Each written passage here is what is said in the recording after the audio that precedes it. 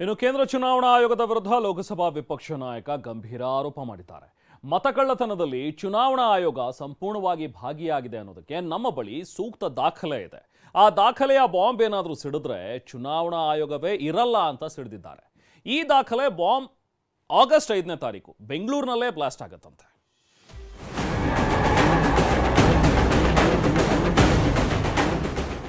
Open and shut proof है कि election commission vote चोरी में इन्वॉल्व है।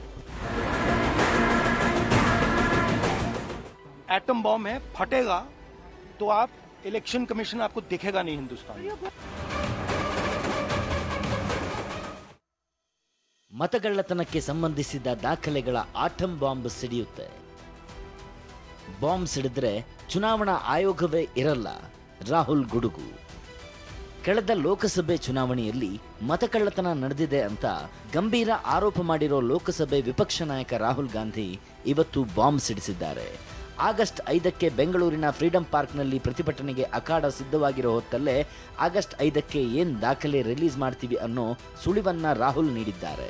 ಅದೇನೆಂದ್ರೆ ಚುನಾವಣಾ ಆಯೋಗ ಮತಗಳನ್ನ ಕದ್ದಿದೆ, ಅದಕ್ಕೆ ನಮ್ಮ ಬಳಿ ಪುರಾವೆಗಳಿವೆ. ಆ ದಾಖಲೆಗಳು ಒಂದು ರೀತಿ ಆಟಂ ಬಾಂಬ್ ಇದ್ದಂತೆ. ಈ ಬಾಂಬ್ ಸಿಡಿದ್ರೆ ಚುನಾವಣಾ ಆಯೋಗವೇ ಇರಲ್ಲ ಅಂತ ಗುಡುಗಿದ್ದಾರೆ.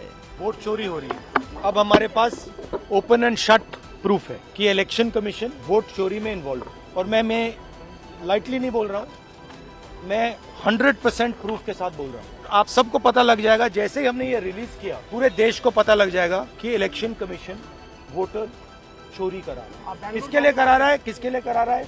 बीजेपी के लिए करा रहा है। तो हमने अपना ही इन्वेस्टिगेशन करवाया, उसमें 6 महीने लगे और जो हमें मिला है वो एटम बॉम्ब है। मतलब एटम बॉम्ब है, फटेगा तो आप इलेक्शन कमीशन आपको दिखेगा नहीं हिंदुस्तान में। ಮಧ್ಯಪ್ರದೇಶದಲ್ಲೂ ಮತಗಳ್ಳತನ ಆಗಿತ್ತು ಎಂದಿರುವ ರಾಹುಲ್, ನಾನು ಸುಮ್ಮನೆ ಹೇಳ್ತಿಲ್ಲ, 100% ಸಾಕ್ಷಿ ಇಟ್ಟುಕೊಂಡು ಹೇಳ್ತಿದ್ದೇನೆ ಅಂತ ಸ್ಫೋಟಕ ಹೇಳಿಕೆ ನೀಡಿದ್ದಾರೆ. ಮತಗಳ್ಳತನದಲ್ಲಿ ಭಾಗಿಯಾದ ಚುನಾವಣಾ ಆಯೋಗದ ಯಾರೇ ಆಗಿರಲಿ ನಾವು ಸುಮ್ಮನೆ ಬಿಡಲ್ಲ ಅಂತ ಕಿಡಿಕಾರಿದ್ದಾರೆ. ನೀವು ಎಲ್ಲೇ ಇದ್ರೂ ನಿವೃತ್ತಿಯಾಗಿದ್ರೂ ಬಿಡಲ್ಲ, ಹುಡುಕುತ್ತೇವೆ ಅಂತ ಎಚ್ಚರಿಕೆ ನೀಡಿದ್ದಾರೆ.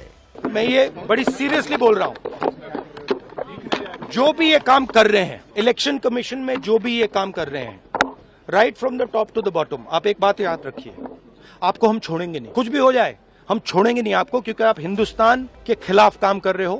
ये ट्रीजन है और कम, इससे कम नहीं है। तो आप याद रखिए, आप याद रखिए, आप कहीं भी हो, रिटायर्ड हो, कुछ भी हो, हम आपको ढूंढ के निकालेंगे। ಇನ್ನು ಇದೇ ವಿಚಾರವಾಗಿ ಕರ್ನಾಟಕದಿಂದಲೇ ಹೋರಾಟ ನಡೆಸಿ ರಣಕಹಳೆ ಊದಲಿರೋ ರಾಹುಲ್ ಗಾಂಧಿ ಫ್ರೀಡಂ ಪಾರ್ಕ್ನಲ್ಲಿ ಪ್ರತಿಭಟನೆ ನಡೆಸಿ ಚುನಾವಣಾ ಆಯೋಗಕ್ಕೆ ದೂರು ಸಲ್ಲಿಸಲಿದ್ದಾರೆ. ಈ ಹಿನ್ನೆಲೆಯಲ್ಲಿ ಫ್ರೀಡಂ ಪಾರ್ಕ್ನಲ್ಲಿ ಬಿಬಿಎಂಪಿ ವತಿಯಿಂದ ಸಿದ್ಧತೆ ಮಾಡಲಾಗಿದೆ. ಡಿಕೆ ಸುರೇಶ್ ಸಹ ಸಿದ್ಧತೆ ಪರಿಶೀಲಿಸಿದ್ದಾರೆ. ಈ ಬಗ್ಗೆ ರಾಜ್ಯ ಕಾಂಗ್ರೆಸ್ ನಾಯಕರು ಪ್ರತಿಕ್ರಿಯಿಸಿದ್ದು ರಾಹುಲ್ ಮಾತಿಗೆ ಬೆಂಬಲ ವ್ಯಕ್ತಪಡಿಸಿದ್ದಾರೆ. ಕರ್ನಾಟಕದಲ್ಲಿ ಗೆದ್ದಾಗ ಇವರಿಗೆ ಏನು ಅನಿಸ್ಲಿಲ್ವಾ ಅಂತ ಸಂಸದ ಬಿವೈ ರಾಘವೇಂದ್ರ ತಿರುಗೇಟು ಕೊಟ್ಟಿದ್ದಾರೆ.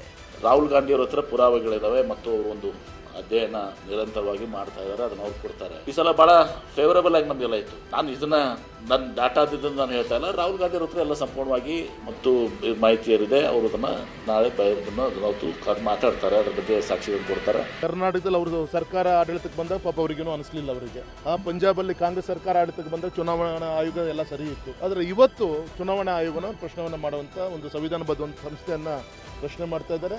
ಜನ ನಗ್ತಾ ಇದ್ದಾರೆ ಇವರ ನಡವಳಿಕೆಗಳನ್ನು ನೋಡಿಕೊಂಡು. ದೆಹಲಿಯಲ್ಲಿ ಸಿಎಂ ಡಿಸಿಎಂ, ಇತ್ತ ದಲಿತ ನಾಯಕರ ಮೀಟಿಂಗ್. ರಾಹುಲ್ ಗಾಂಧಿ ಹೋರಾಟಕ್ಕೆ ಸಜ್ಜಾಗಿರೋ ಹೊತ್ತಲ್ಲೇ ಕಾಂಗ್ರೆಸ್ ಮನೆಯ ಬೆಳವಣಿಗೆ ಮತ್ತೆ ಗರಿಗೆದರಿದೆ. ಸಿಎಂ ಸಿದ್ದರಾಮಯ್ಯ, ಡಿಸಿಎಂ ಡಿಕೆ ದೆಹಲಿಗೆ ತೆರಳಿರೋದು ಕುತೂಹಲ ಮೂಡಿಸಿದೆ. ನಾಳೆ ಹೈಕಮಾಂಡ್ ನಾಯಕರನ್ನ ಭೇಟಿ ಮಾಡುವ ಸಾಧ್ಯತೆ ಇದೆ. ಇದೇ ವೇಳೆ ಇತ್ತ ಗೃಹ ಸಚಿವ ಡಾಕ್ಟರ್ ಜಿ ಪರಮೇಶ್ವರ್ ದಲಿತ ಶಾಸಕರು ಸಚಿವರಿಗೆ ಡಿನ್ನರ್ ಮೀಟಿಂಗ್ ಆಯೋಜಿಸಿದ್ದು ದಲಿತ ನಾಯಕರ ಸಭೆ ನಡೆಯಲಿದೆ.